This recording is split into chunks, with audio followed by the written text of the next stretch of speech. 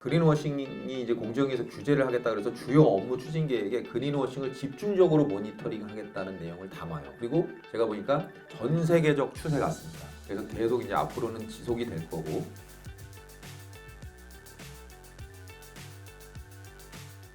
최근에 워낙 많이 나오고 있는 얘기에서 말씀드리면 그 올해부터 이제 그린워싱이라는 말이 많이 나왔어요.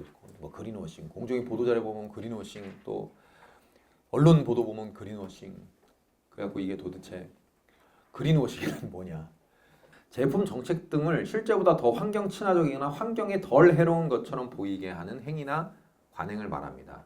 그러면서 그린워싱이 이제 공정위에서 규제를 하겠다 그래서 주요 업무 추진 계획에 그린워싱을 집중적으로 모니터링하겠다는 내용을 담아요. 공정위에서.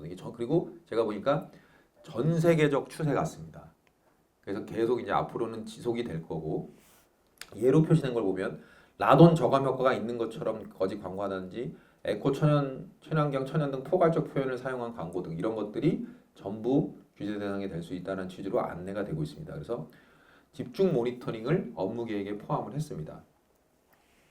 그러면서 환경 관련 표시 광고에 관한 심사 지침을 만들어서 진실성, 명확성, 전 과정성, 구체성, 완전성 이런 것들에 대한 심사 지침을 만들어서 조금 더 자세하게 심사하겠다라는 내용을 이제 제도를 정비를 했어요.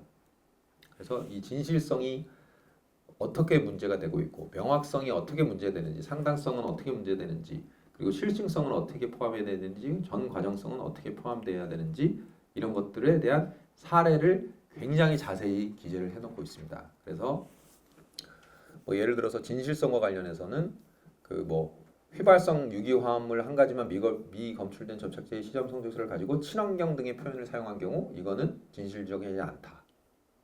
이렇게 되게 구체적이죠. 그래서 이런 사례들, 이런 지침들은 숙지를 하고 계셔야 돼요. 그리고 그 관련된 분들한테도 안내를 해야 됩니다. 왜냐하면 제가 아까 말씀드렸죠.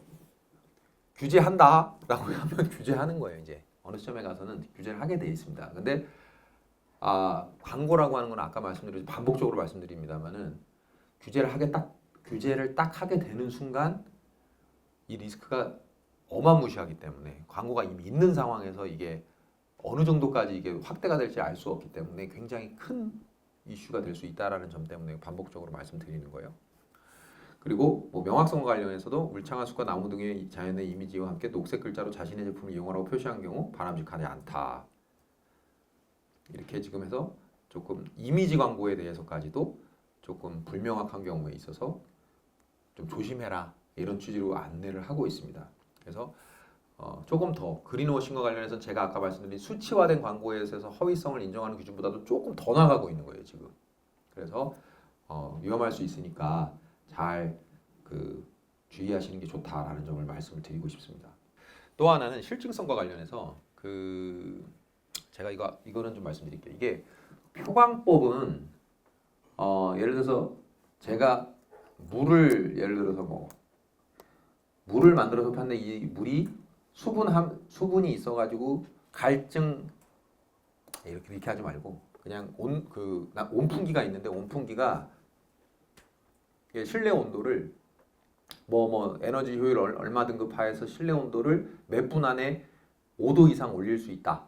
이런 광고를 했을 때 그게 사실은 허위야라는 내용을 공정위가 입증해야 되는 게 아닙니다. 공정위는 사업자한테 너 그 광고 했는데 그 광고 한번 실제로 한번 증명해봐 라고 요구합니다. 그럼 제가 그걸 입증을 해야 돼요. 실증성에 대한 입증 책임이 저한테 있습니다. 근데 그러니까 입증할 수 있는 객관적인 근거라든지 기관이 명확해야 돼요. 당연히. 그게 첫 번째고, 또 하나는 광고를 했는데 제가 그런 실제로 그 성능이 발현이 돼요. 그래서 어떤 온풍기를 틀었더니 온도가 5도 올라가는 효과가 나타나는데 그게 어떤 아주 제한된 조건에서만 달성이 돼요. 근데 마치 아무 때나 틀어도 5도가 올라가는 것처럼 그거를 있다 그러면은 그거를 효과가 있다고 광고를 하면 그것도 허위입니다. 성능에 대해서 광고를 하실 때 그거는 제한된 조건에서만 그런 성능이 발현된다 그러면 그런 소위 말해서 디스클레이머라 그러는데 그런 디스클레이머 조건을 정확하게 부기하셔야 됩니다. 안 그러면 그것도 허위 과장 광고입니다. 이거 한번 쭉 보시고요. 그다음에 일반적으로 유의해야 할 표현이 그냥 종래 그냥 많이 나왔던 거 최저가, 최저특가. 실질적으로 인터넷을 주셔서 다 전 세계를 다 찾았더니 그거보다 더 낮게 파는 게 있어.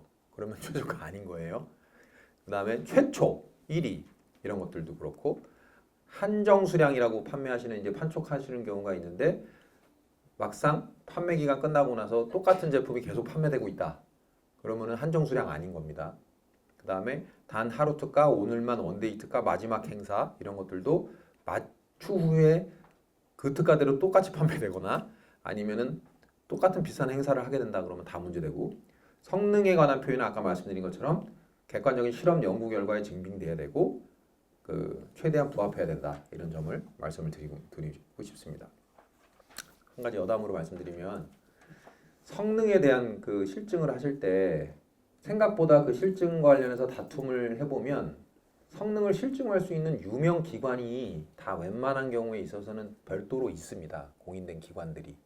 근데 현업에서 광고를 하실 때는 그런 공인된 기관에 따른 실증을 하는 것보다 어떻게 보면 자체 시뮬레이션 같은 경우를 상정을 해가지고 실증하시는 경우도 있어요. 근데 그 경우에 있어서는 나중에 막상 그 실증이 쟁점이 됐을 때 상당히 그 회사의 소명이나 논리가 옹색해집니다. 그러니까 자체적으로 점검을 하실 때도 이게 객관적으로 검증된 기관에서 이 광고에 실린 성능을 검증할 수 있는 것인지를 한번은 체크를 해보시는 게 좋습니다.